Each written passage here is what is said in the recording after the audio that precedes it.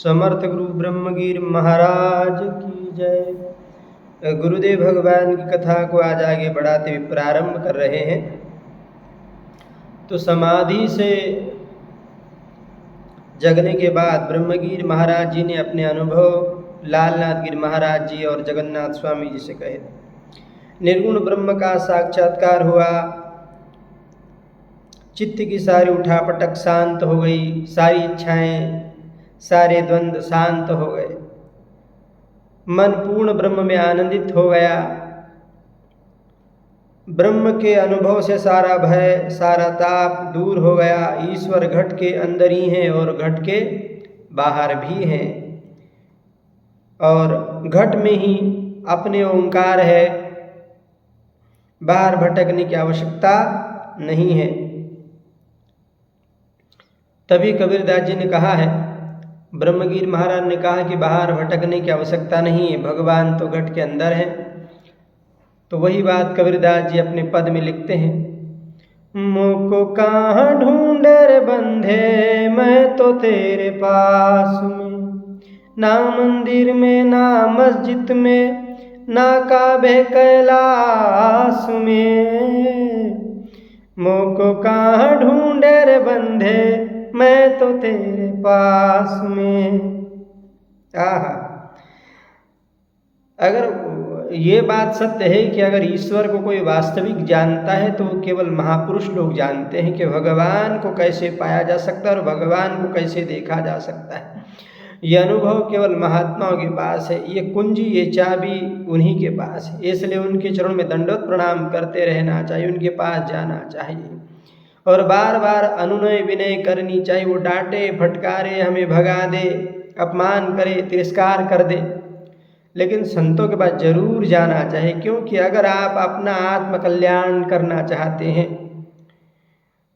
तो संतों के बगैर आपका आत्म कल्याण कोई नहीं कर सकता। क्योंकि संसार में अगर कोई आपका सबसे अच्छा हितैषी और सबसे अच्छा मित्र अगर कोई है तो केवल महापुरुष है, वो गुरुदेव भगवान है और कोई नहीं हो सकता। ये परम सत्य है। यही बात ब्रह्मगिर महाराज अपने गुरु महाराज से कह रहे हैं कि बाहर भटकने की आवश्यकता नहीं है, धर्म पर चलने वालों का ही कल्याण होता है, कुमार्ग पर चलने वालों का कभी भला न हुआ था न कभी होगा। उस ब्रह्म रूपी अमृत का पान करके मैं जीवन से अमर हो गया, जीवन श्रद्धा से भर गया। ब्रह्मगिर महाराज ने ब्रह्म रस का पान किया और वे आज भी अमर हैं, जीवित हैं। हजारों श्रद्धालु उनके चरणों में नतमस्तक होकर उनकी समाधि पर प्रणाम करते हैं और उनके मनोरथ, उनके कार्य पूर्ण होते हैं।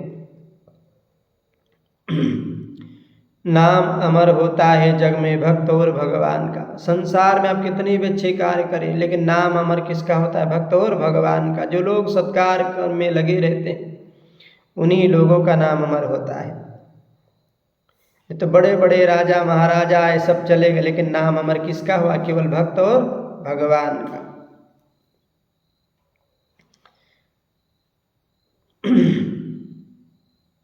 अगर अपने जीवन का उद्धार करना है तो आपको अमृत रसपान हरि नाम पीना पड़ेगा।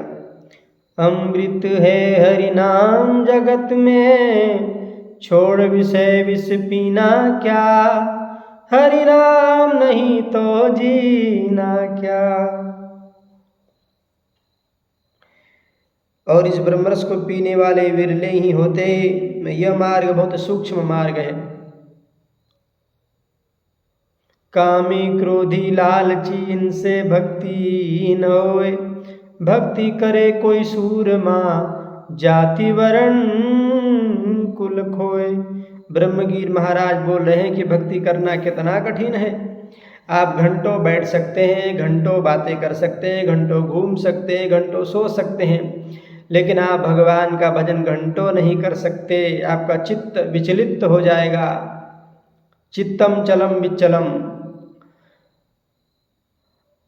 और आपसे कोई पूछे कि क्यों भाई ध्यान क्यों नहीं कर रहे हो, भजन में मन नहीं लगता, तो वो यही कहेगा मैं क्या करे महाराज जी, मन ही नहीं लगता है भजन में।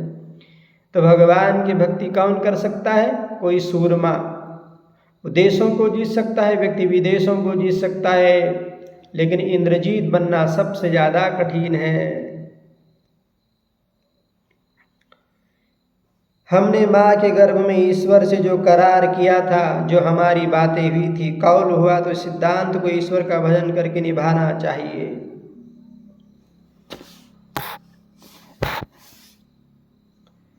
मनुष्य जन्म के अवसर में खोना नहीं चाहिए। वहां सूर्य नहीं, चंद्र नहीं, तारे नहीं, बाती नहीं, वह स्वयं प्रकाशित है। वह प्रकाश ही प्रकाशित है जिसका वर्णन शब्दों में नहीं किया जा सकता। जो देखता है वही अनुभव या आनंद प्राप्त कर सकता, परंतु वाणी से कह नहीं सकता। ब्रह्मगीर महाराज बार बार समझाते हैं, कहते हैं यह मनुष्य जीवन है, अभी भी अपने आप को संभालो। पूर्व जन्म की पूंजी के कारण ही मनुष्य जन्म मिलता है, और मनुष्य जन्म इसलिए मिलता है कि आप दोबारा मनुष्य बन सके। क्योंकि आपको अगर दोबारा मनुष्य बनना है तो इस मनुष्य जीवन को सुधारना ही पड़ेगा। आप इस मनुष्य जीवन में सत्कर्म करेंगे तभी तो आप दोबारा मनुष्य बन पाएंगे। ये अवसर है आपके पास, वो भी कितनी 84 लाख योनियों को भुगतने के बाद एक अवसर दिया गया, मनुष्य जन्म। अगर ये जन्म आप नहीं सुधार पाएंगे तो फिर आपको 84 के चक्कर में जाना पड़ेगा।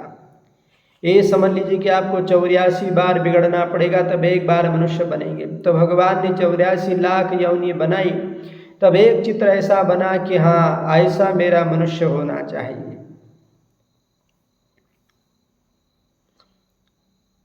मनुष्य रूपी जन्म तो मिल जाता है। अभी संसार रूपी बाजार में अनेक वस्तुएं बिकती है, लेकिन हमें क्या लेना यह हमें ही तय करना पड़ेगा। कितनी सुंदर बात है कि बाजार में बहुत सारी वस्तुएं बिकती है, लेकिन लेना क्या है यह तय तो आपको ही करना पड़ेगा ना, कि आपको कौन सा सामान खरीदना